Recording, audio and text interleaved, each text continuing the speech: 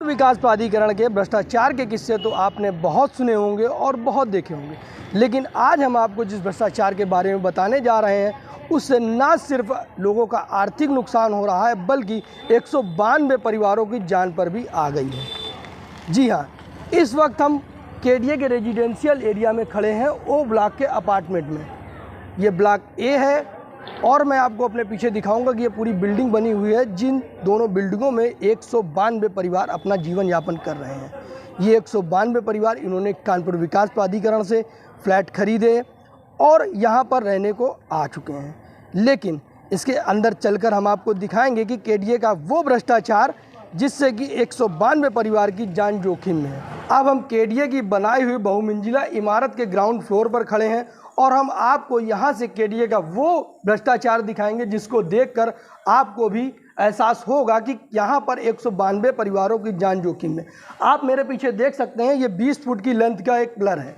इस पिलर में आपको एक नहीं, दो नहीं, बल्कि पूरे 12 क्रैक दिख जाएंगे। अगर आप देखेंगे तो crack number 1, crack number 2, crack number 3, 4, 5, 6 इस तरीके से इस पूरे पिलर में 12 से अधिक क्रैक हैं।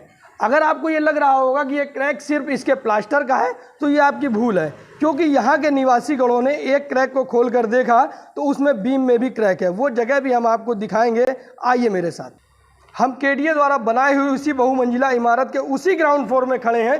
10 कदम की दूरी पर अगर हम चलते हैं तो हम देखते हैं कि यहाँ के निवासी गणों ने इस एक क्रैक को खोला और इसमें देखा कि ये सिर्फ प्लास्टर का क्रैक नहीं है बल्कि ये क्रैक जो है पूरी बीम पर है। अगर मैं अपने कैमरा पर्सन से कहना चाहूँगा कि इस बीम के आर पार क्रैक को दिखाएं कि ये आपको पता चले कि ये क्रैक सिर्फ एक तरफ का नहीं है, दोनों तरफ का है। देखिए, अगर इस तरह के क्रैक भी नीचे के फ्लोर के जो बीम बनी हुई है उसमें होंगे तो आप ये समझ सकते हैं यदि इसके ऊपर बहुमंजिला इमारत है और पूरा लोड इसी पिलर पर है, अगर ये पिलर कहीं से ध्वस्त होता है तो 192 परिवारों की जान जोखिम में आ जाएगी। आइए हम यहाँ के कुछ लोगों से भी बात करने की कोशिश करते हैं कि वो कितनी सदमे में रह रहे हैं और कितने डर का माहौल है उनके अंदर। आइए उनसे बात करते हैं। अब हम केडीए की भ्रष्टाचारी इमारत के सीधे ग्राउंड फ्लोर पर खड़े हैं, जहां पर यहाँ के सभी निवासीगण यहाँ पर बैठकर ये सलाह कर रहे हैं कि कैसे इस भ्रष्टाचारी बिल्डिंग से खुद को निजात पा सकें। आइए आपसे बात करें। क्या नाम है मैडम? रक्षा माथुर। मैडम, क्या समस्या है आपकी? यहाँ पर सबसे बड़ी समस्या बीम की है। जो बीम आजकल क्रैक कर गई है और कभी भी हमारी बिल्डिंग जो है गिर सकती है और हमारे बच्चों की भी दिन रात सो नहीं पा रहे कि डर इतना मन में बैठ गया है कि कब क्या हो जाएगा यहाँ पर। मैडम, क्या नाम है आपका? सरिता गुप्ता। मैडम, क्या समस्या है आपकी? यहाँ के पिलर बीम सब क्रैक्स हो रहे हैं।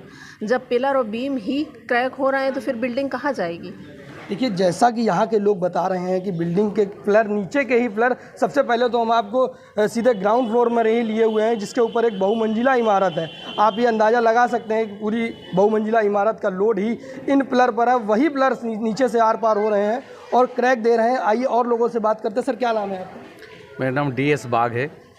क्या समस्या है? समस्या का मतलब समस्या तो बहुत सारा था, लेकिन 3 साल का बिल्डिंग में ईरानिंग में हम लोग ऑब्जर्व किया, क्रैक आ गया बीम पे। बीम और कॉलम में जो कॉम्प्रोमाइज़ हुआ ये कभी हम लोग सोचा नहीं था।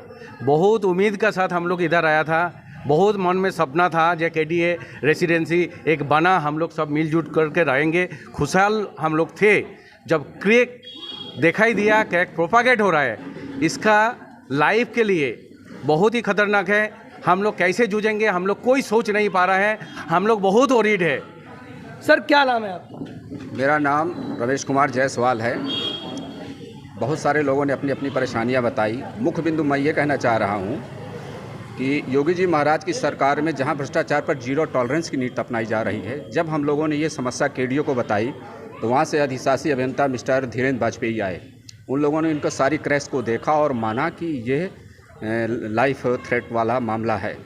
उसके बाद दूसरे दिन वो बाइट देते हैं कि हम वहाँ गए, हमको कुछ नहीं मिला।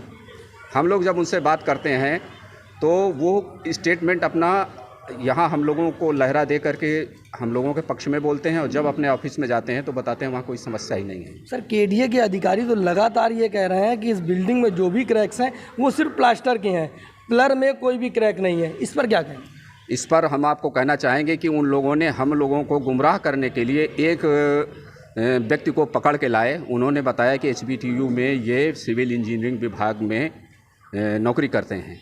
हम लोगों ने जब उसको फॉलो किया तो वो बिल्कुल फर्जी व्यक्ति पाया गया। हैमर टेस्ट उसने किया, हैमर रिबाउंडिंग टेस्ट कहते हैं, उस टेस्ट की रीडिंग जो आई है वो उनकी इतनी कम रीडिंग आई है, लेकिन उन्होंने मीडिया में जाकर के वहाँ स्टेटमेंट दिया कि हमने HBTU के एक प्रोफेसर को, डॉक्टर समथिंग खरे को लेकर के टेस्ट कराया और सही पाया गया, जो कि सरासर गलत है।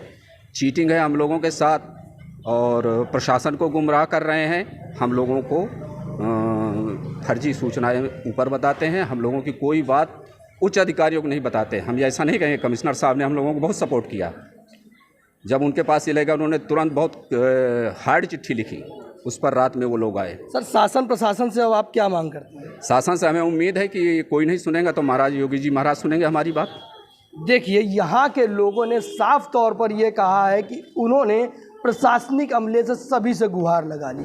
KDA के भी अधिकारियों से उन्होंने गुहार लगाई, साथ साथ KDA के जो अध्यक्ष हैं कमिश्नर, उनसे भी गुहार लगाई। उनके बारे में बता रहे हैं कि उन्होंने मदद की, लेकिन अब यहाँ के रहने वाले लोगों के अंदर सिर्फ एक ही बात है, जब उनकी बात कोई नहीं सुनेगा तो योगी जी सुनेंगे। अब देखने वाली बात ये होगी, क्या इन 192 परिवारों की जान का खतरा बचा सकते हैं योगी जी, और इनके साथ क्या सहानुभूति निभाते हैं और इस बिल्डिंग के ध्वस्तीकरण के आदेश देते हैं, या फिर इनके लिए क्या रास्ता अपनाते हैं।